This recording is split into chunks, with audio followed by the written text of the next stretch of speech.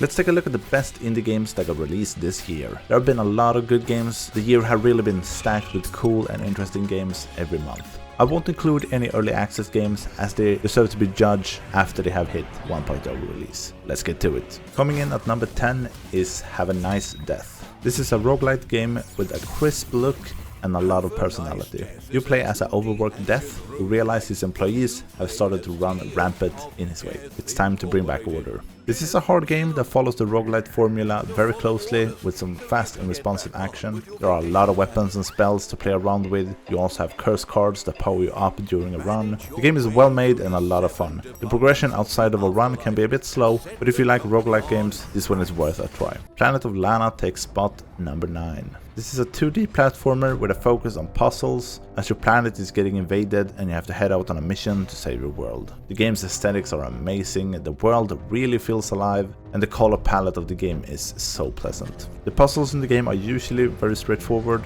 and gets harder as you progress. You also have a pet with you, making the puzzles a bit more interesting as you can control it as well. The game is a bit short but very enjoyable. In 8th place I have Jusant. I had no real idea or expectation for this game going into it, but damn, it impressed me. The game is all about climbing with basically no dialogue or UI. It's you and the climb as you carefully make your way up. It's not mindless either, as you have your triggers you use for climbing. The game also introduced new mechanics along the way, mix it up a bit as you climb up.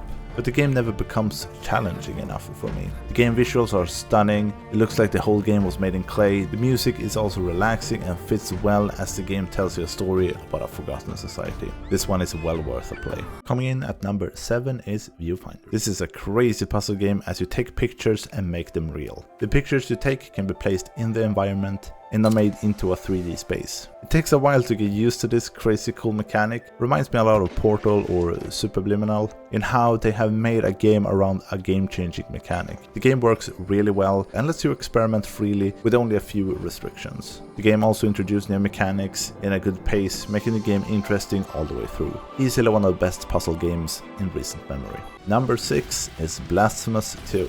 The first game was great and this one follows in its footsteps. This is a 2D Metroidvania / Souls-like game, and the game really captures how outrageous and weird the story in Dark Souls games are, but makes it its own with a lot of over-the-top characters and a story that isn't as straightforward as you might think at first glance. The gameplay and bosses are excellent and will bring a lot of challenge and death with it. Don't forget to give this video a thumbs up if you liked it, and subscribe for more reviews and game lists. Okay, back to the list. Top 5. In the 5th spot I have Roboquest. This one dropped out of early access early November after spending almost 3 years in early access. This is a fast-paced FPS roguelite with a lot of upgrades, guns, areas and secrets to find.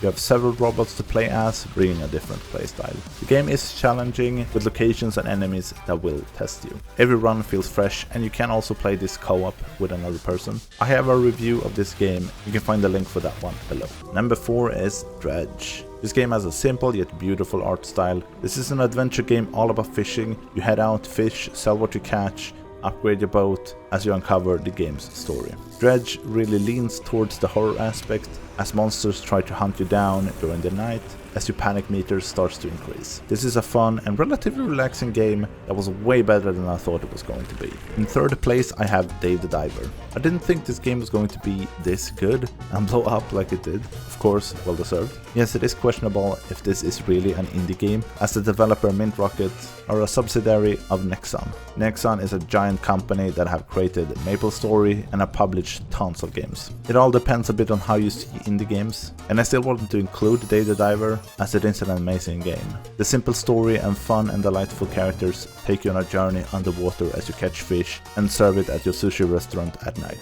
The game brings a good challenge with several progression systems that tickle the brain just in the right spot.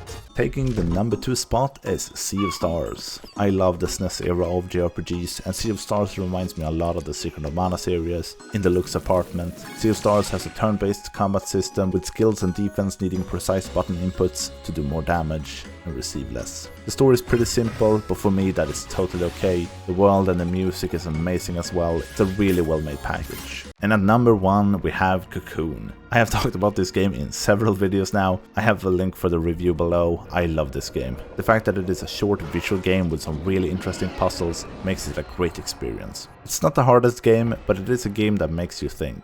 The game is very recognizable by its aesthetics, and I had a blast playing it. This one I can't recommend enough. It's an amazing game. Thanks for watching. Leave a comment with a game you would have put in the number 1 spot, and I'll see you in the next video. Bye.